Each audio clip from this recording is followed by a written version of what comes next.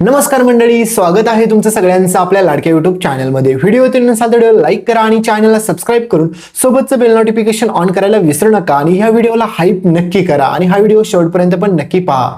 स्वानंदीवरती चोरीचा आरोप लावणाऱ्या मल्लिका आणि मंदाकिनीचं थोबाड मात्र आपला समर आता कशा प्रकारे फोडतो, चला संपूर्ण अपडेट जाणून घेऊया।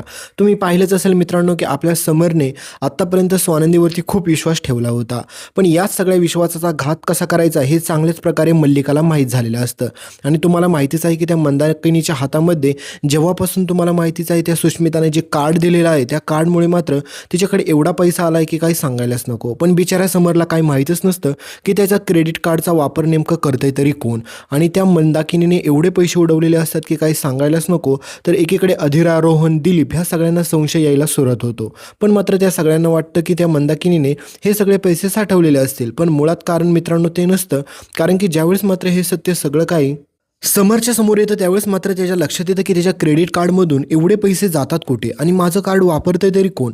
आणि दुसरीकडे मात्र मल्लिकाला आधीपासूनच एका गोष्टीचं टेन्शन होतं की काही जरी झालं जोपर्यंत त्या स्वानंदीला मी सगळ्यांसमोर तोंडावरती पाडत नाही तोपर्यंत मी शांत बसणार नाही, हे तिने ठरवलेलंच असतं। आणि हे ती असं का करणार असते याच्या पाठीमागे मित्रांनो एकच रिझन आहे, ते म्हणजे फक्त आणि फक्त आपल्या स्वानंदीला समरच्या नजरेमध्ये खोटं ठरवायचं आणि स्वानंदीवरती चोरीचा आळ लावायचा। हे सगळं काही प्लॅनिंग मात्र आता मल्लिकाने केलेला असतो। आणि तुम्हाला माहितीच आहे की मल्लिकाने याच्या अगोदर खूप सारे प्रयत्न केले की समर स्वानंदीला वेगळं करायचं, पण मात्र तसं काहीच झालं नाहीये। त्याच्यामुळे मात्र आता अंशुमान म्हणतो की आई तू काळजी करू नकोस, कारण की मॉम तुला माहितीच आहे ना की मी खूप जबरदस्त प्लॅन बनवलेला आहे, आपण स्वानंदीला सगळ्यात मोठ्या संकटात अडकवू शकतो असा माझ्याकडे प्लॅनिंग आहे। त्यावेळेस मात्र मल्लिका म्हणते की असा कोणता प्लॅन आहे अंशू, तुझ्याकडे लवकरात लवकर सांग मला। कारण की ज्यावेळेस मात्र अंशुमान म्हणतो की मला समर दादाचं क्रेडिट कार्ड सापडलं होतं, त्याचा पिन पण मला माहीत होता आणि त्याच्यावरती खूप सारे पैसे पण आहेत। मग मी तेच कार्ड सुष्मिताला दिलं, कारण की सुष्मिताने माझ्याकडे 4-5 लाख रुपये मागितले होते आणि मी तेच कार्ड आता सुष्मिताने तिच्या आईला दिले आणि तिची आई आता खूप सारे पैसे उडवते। आणि आता हीच गोष्ट सगळ्यात महत्त्वाची लक्षात येतं ती म्हणजे आपल्या मल्लिका म्हणते की आता काही जरी झालं तरी स्वानंदीला आता मी सोडू शकत नाही। आता सगळ्यात महत्त्वाची व्यक्ती म्हणजे हीच असते, ती म्हणजे सुष्मिता। तर आता मल्लिका आणि अंशुमान हे दोघेजण देखील मात्र सुष्मिताला हे सांगतात की तू तुझ्या आईला जे कार्ड दिले ना त्याच्यावरून तिने आतापर्यंत 10-20 लाख रुपये उडवलेले आहेत।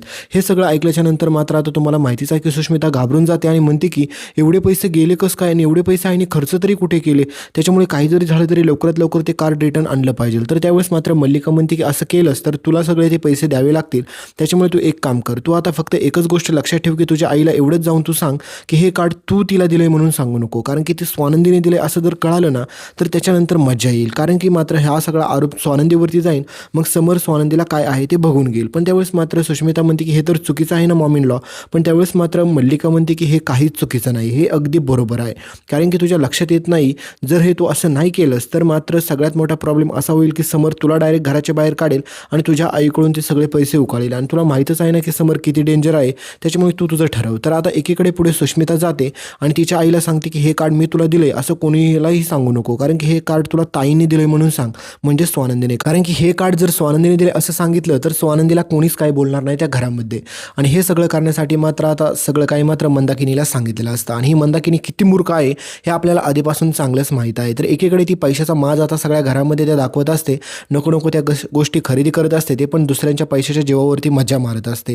दिलीपच्या हे सगळं लक्षात आल्याच्या नंतर दिलीप मात्र आपल्या स्वानंदीला कॉल करून म्हणतो की मंदा हल्ली एवढे पैसे उडवते की काही सांगायलाच नको, तिच्याकडे अचानक एवढे पैसे कुठून आले काही कळत नाही, तर तू काय तिला पैसे दिलेत का असं विचारतो। तर त्यावेळेस मात्र स्वानंदी सांगते की हो बाबा मी तिला 4-5 हजार रुपये दिलेत आता सध्याच्या घर खर्चासाठी। पण त्यावेळेस मात्र दिलीप सगळं काही सत्य सांगतो की म्हणतो की ती 4-5 हजार नाही तर इथे जवळजवळ 5-10 लाख रुपये तिने आतापर्यंत उडवलेत घरात, आणि हे सगळे पैसे तिच्याकडून अचानक आले कुठून। तर स्वानंदीला समजतं की घरामध्ये नक्कीच काहीतरी मोठं वादळ येणार आहे, कारण की तुम्हाला माहितीच आहे एकीकडे आता अंशुमान आणि मल्लिकाने प्लॅन केलेला असतो की समरला हेच सांगायचं की स्वानंदीने स्वतःहून तिच्या आईला ते कार्ड दिलं, आणि त्याच्यानंतर आता इकडे तुम्हाला माहितीच आहे की सुष्मिताने पण जाऊन सांगितलेलं असतं मंदाकिनीला की हे कार्ड मात्र मी नाही दिलं तर ताईने दिले असं सांगायचं जिजूंना जर तुला कोणी विचारलं तर, आणि तुला पाहिजे तेवढे पैसे तू उडवू शकतेस। आणि हे सगळा प्लॅनिंग मात्र आता मल्लिकाने केलेला असतो। मल्लिकाला असं वाटतं की एकदा समरच्या नजरेतून स्वानंदी पडली, न विचारता ते कार्ड दिले असं कळालं तर त्याच्यानंतर मात्र समर तिच्यावरती परत कधीही आयुष्यात विश्वास ठेवणार नाही।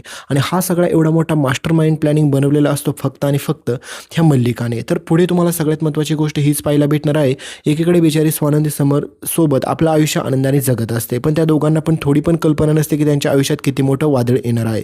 तर तुम्हाला माहिती आहे दुसरीकडे ज्यावेळेस समर ऑफिसला जातो त्यावेळेस मात्र समरला सगळ्यात पहिली गोष्ट तर हे समजतं की आनंद म्हणतो की अरे समर, तुझ्या अकाउंटवरून अचानक एवढे 4-5-3-3 लाखाचे ट्रान्झॅक्शन कुठे होत आहेत. तर हे कळाल्याच्या नंतर समर म्हणतो की माझ्या कार्डवरून कसं शक्य आहे, मी कार्डवरून पेमेंट करतच नाही आहे आणि मी केलं पण नाही आहे. तर त्यावेळेस मात्र समर म्हणतो की हे पेमेंट नक्की करतंय तरी कोण. तर त्यावेळेस मात्र समरला समजतं की नक्कीच काहीतरी प्रॉब्लेम आहे. तर एकीकडे मात्र आता समरला कळतं की त्याच्या अकाउंटवरून खूप सारे पैसे गेलेले आहेत आणि तुम्हाला माहितीच आहे की ते क्रेडिट कार्ड असतं त्याला काही लिमिट नसते, त्याच्यामुळे ते किती पण पैसे उडवू शकत असतात. पण ज्यावेळेस मात्र समरकडे ते सगळं बिल येतं, एवढी सगळी ट्रान्झॅक्शन येतात, त्यावेळेस मात्र आनंद आणि समर दोघांना पण धक्का बसतो. तर आता पुढे कहाणीत सगळ्यात मोठा ट्विस्ट. ज्यावेळेस मात्र समर घरात आल्याच्या नंतर चौकशी करतो आणि म्हणतो की माझं क्रेडिट कार्ड नेमकं कोण यूज करतंय आणि माझं क्रेडिट कार्ड असं अचानक कोणाकडे गेलं कसं. तर आता समरने जो काही प्रश्न केलेला असतो त्याचं उत्तर मात्र आता कोणच देत नसतं. तर एकीकडे मात्र आता तेवढ्यात त्या ठिकाणी कहाणीत मोठा ट्विस्ट येणार आहे. तर मल्लिका म्हणते की अरे समर, मला तुला सांगायचंच विसरून गेले की त्या दिवशी आपल्या घरामध्ये मंदाकिनी आली होती ना, त्यावेळेस मात्र स्वानंदीनेच त्यांना पैशाची मदत केली होती आणि हे सगळं स्वानंदीनेच दिले असतील पैसे. पण त्यावेळेस मात्र समर म्हणतो की पैसे एवढे दिले असतील, एवढे पार 10-20 लाख. तर त्यावेळेस मात्र समरला हे सगळं कळाल्याच्या नंतर समरचा तरी पण स्वानंदीवरती विश्वास असतो. तर मल्लिका म्हणते की अरे समर, तुला माहिती ना आपली स्वानंदी कशी आहे, कारण की स्वानंदीने तिच्या आईला दिलं असतील, कारण की तिच्या आईसोबत चोरांनी सगळे तिचे पैसे लोबाडून नेले म्हणून केली असेल मदत. पण ज्यावेळेस मात्र स्वानंदी येते आणि म्हणते की अहो हे काय बोलताय काकू, मी माझ्या आईला माझे स्वतःचे मी कमवते त्याच्यातील पैसे दिले होते, मी एवढे पैसे दिलेच नाहीत. तर हे सगळं कळाल्याच्या नंतर मात्र आता मल्लिका म्हणते की हे कसं शक्य आहे स्वानंदी, तुझ्या लक्षात नसेल, तू स्वतः दिले असतील, मी स्वतः पाहिले होते तू पैसे देताना. तर त्यावेळेस मात्र अंशुमन पण म्हणतो. तर एकीकडे मात्र तुम्हाला माहितीच आहे की आता सुष्मिता पण म्हणते की हो ताई, तूच दिलते ना आईला पैसे. तर समर म्हणतो की मला ते काही माहीत नाही, या गोष्टीचं खरं खोटं काय आहे ते झालंच पाहिजे. तर स्वानंदी राजवाड्यांना हे सांगत असते की मी चोरी केलीच नाही आणि मी पैसे दिले पण नाही, त्याच्यामुळे मी असे पैसे का उडवू. तर समरचा पूर्णपणे विश्वास असतो. समर म्हणतो की स्वानंदी मॅडम असं काही करूच शकत नाही, कारण की त्यांना पैशाची गरज लागली असती तर त्यांनी माझ्याकडून मागितले असते आणि त्यांना कधी गरज लागतच नाहीत, कारण की त्या स्वतः कमवतात, त्याच्यामुळे त्यांनी स्वतःचे स्वतः पैसे खर्च करतात त्याच्यामुळे ते तर असं करू शकत नाही. पण मल्लिका म्हणते की हे असं कसं समर, आपण आत्ताच्या आता त्या मंदाकिनीला बोलून घेऊया इथे, म्हणजेच तेच काय खरं खोटं सांगतील आणि ते तुझं कार्ड अचानक त्यांच्याकडे गेलंच कसं काय हे सगळं समजेल. तर पुढे आता मंदाकिनी त्या ठिकाणी येते आणि मंदाकिनी म्हणते की हो, हे कार्ड मला स्वानंदीनेच दिलं होतं आणि स्वानंदी म्हणले की तुला पाहिजे तेवढे तू पैसे खर्च कर, पैसे उडव, त्याच्यामुळे आमच्या घरात खूप साऱ्या गोष्टी नव्हत्या, त्याच्यामुळे मी केले खर्च पैसे. तर हे सगळं ऐकल्याच्या नंतर मात्र स्वानंदीला प्रचंड राग येतो, स्वानंदीची प्रचंड चिडचिड होते आणि स्वानंदी म्हणते की अगं आई, काय बोलते तू, एवढं खोटं कसं बोलू शकते, कारण की मी तुला कार्ड दिलंच नाही, कारण की मी तुला माझ्याकडचे पैसे दिले होते आणि तू असं अचानक कसं बोलू शकते. तर त्यावेळेस मात्र मंदाकिनी सगळ्यांसमोर म्हणते की हे कार्ड मला स्वानंदीनेच दिलं होतं, कारण की मित्रांनो सगळ्यांनी मिळून आपल्या स्वानंदीला आता फसवलेलं आहे. पुढे आता समर शांत बसत नाही. समर म्हणतो की मला आत्ताच्या आता खरं काय खोटं काय समजलं पाहिजे, नाही तर आत्ताच्या आता पोलिसांना बोलवायला लागेल. तर त्यावेळेस मात्र मल्लिका म्हणते की समर, तुला दिसते ना हे सगळं स्वानंदीनेच केलेलं आहे, तर लवकरात लवकर तू पोलिसांना बोलव आणि स्वानंदीला पोलिसांच्या ताब्यात दे, कारण की स्वानंदीची हिंमतच कशी झाली की तुझं पर्सनल क्रेडिट कार्ड तिच्या आईला देण्याची. तर समोर डायरेक्ट मंदाकिनी समोर जातो आणि म्हणतो की मला खरं खरं सांगा, नाही तर मी तुमचं थोबाड फोडल्याशिवाय शांत राहणार नाही, माझ्या बायकोवरती खोटा आरोप घेऊ नका. तर मित्रांनो पुढे हेच सिद्ध होणार आहे की आपल्या स्वानंदीने काही केलं नाही, पण ह्या मल्लिकाचा, अंशुमनचा आणि सोबतच तुम्ही पाहिलं असेल की ह्या मंदाकिनीचा डाव असा तोंडावरती पडतो की काही सांगायलाच नको. हे सगळं तुम्हाला पुढे पाहायला भेटणार आहे, त्याच्यामुळे व्हिडिओचे शेवटचं सरप्राईज पाहायला विसरू नका आणि चॅनलवरती नवीन असाल तर. तुम्हाला दिसत असेल पिलग्रिमचा ऑइल बॅलन्स जेल फेसवॉश. तर हा फेसवॉश तुम्हाला टॅग प्रोडक्टमध्ये दिसत असेल तर याला खरेदी करायला अजिबात पण विसरू नका आणि तुम्हाला आवडणारे कोणतेही प्रोडक्ट तुम्ही इथून खरेदी करू शकता.